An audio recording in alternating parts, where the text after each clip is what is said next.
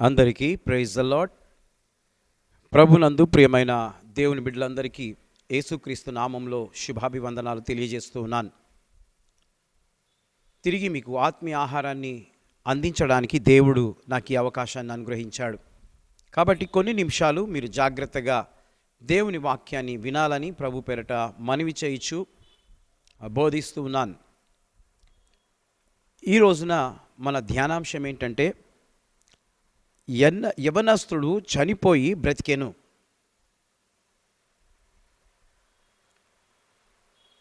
పౌలు త్రోయాలో 7 దినములు గడిపిన పిమ్మట తను మరునాడు వెళ్ళనయ్యుండి ఆదివారము వారితో చాలాసేపు ప్రసంగించుచుండెను, మాట్లాడుచుండెను. ఆ రోజున రొట్టె విరుచు సమయం అది. కానీ వాక్యం బోధించుచు తాను చాలా సేపు బోధించటం వలన అర్ధరాత్రి వరకు తాను వారితో గడిపినట్లుగా వాక్యంలో మనం చూడగలం. అయితే ఈ వాక్యాన్ని బోధిస్తూ ఉండగా ఐతుకు అనే యవనస్తుడు కిటికీలో కూర్చుండి పడుకున్నాడు.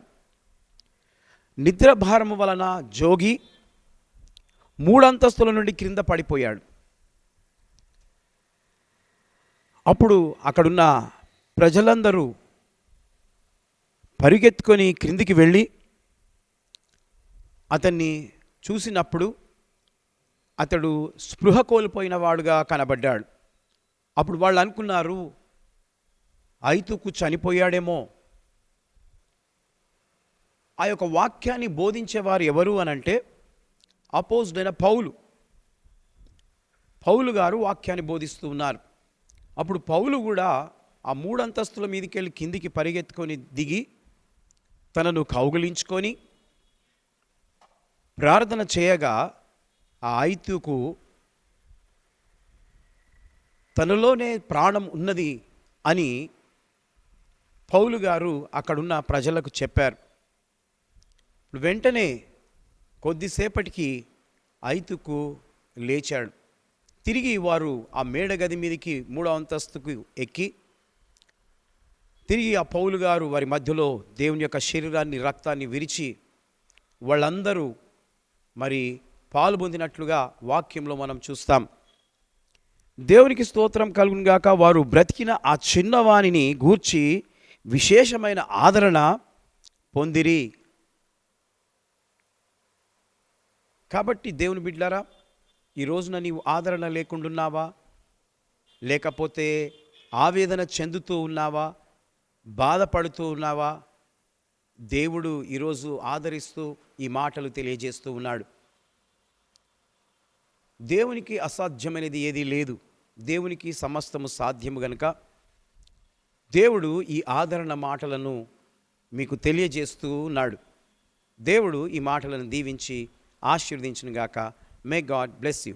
హ్యాపీ బర్త్డే జరుపుకుంటున్న వారందరికీ, హ్యాపీ బర్త్డే జరుపుకున్న వారికి many more happy returns of the day.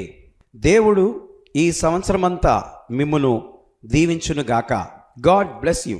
ఈరోజు మీ వాగ్దానం యెషయా గ్రంథంలో నుండి 58వ అధ్యాయం 10వ వచనం. చీకటిలో నీ వెలుగు ప్రకాశించును. Your light will rise in the darkness.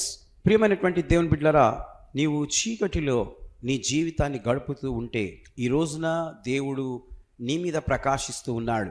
అనగా ఒక నూతన ఆయుష్ను నీకు కలగజేస్తూ ఉన్నాడు. కాబట్టి ఆయనకు నీవు కృతజ్ఞత కలిగి జీవించాలని ఈ మాటలు నీకు తెలియజేస్తున్నాను. Happy birthday to you once again. Anniversary జరుపుకుంటున్న వారికి happy anniversary, happy wedding anniversary for both of you. దేవుడు ఈ సంవత్సరమంతా మిమ్మును ఆశీర్వదించునుగాక. పిల్లలు గలవారైతే మీ పిల్లలను దేవుడు దీవించునుగాక. ఈరోజు మీ కొరకు దేవుడిస్తున్న వాగ్దానము నిర్గమాకాండము 3వ అధ్యాయం 12వ వచనం. Exodus 3rd chapter 12th verse.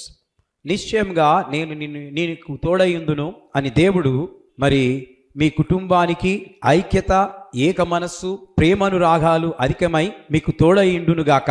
Love and affections ఎక్కువగా మీరు కలిగి ఉందురుగాక. ఒకరందరొకరు ప్రేమానురాగాలతో ప్రార్థన, ఒకటైన జీవితము కలిసి ఉందురుగాక.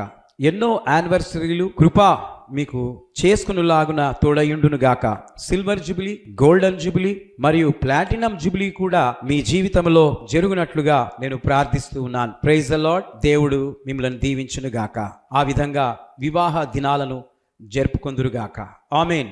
Prayer for journey and healing.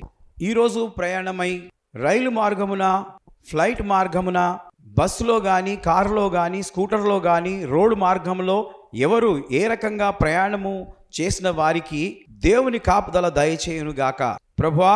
అలాగే అనారోగ్యంతో హాస్పిటల్లో ఐసీయూలో ఉన్న, గుండె నొప్పితో బాధపడుతున్నవారు, కడుపు నొప్పితో బాధపడుతున్నవారు, కాళ్ళ నొప్పితో బాధపడుతున్నవారు, cancer, AIDS, TB, ulcer, hernia మరియు జ్వరము, జలుబు, దగ్గు, కిడ్నీ ప్రాబ్లం, లివర్ ప్రాబ్లం, ఎముకల ప్రాబ్లంతో బాధపడుతున్న వారందరి కొరకు యేసుక్రీస్తు నామములో వారికి స్వస్థత కలుగునుగాక అని ప్రార్థిస్తున్నాను.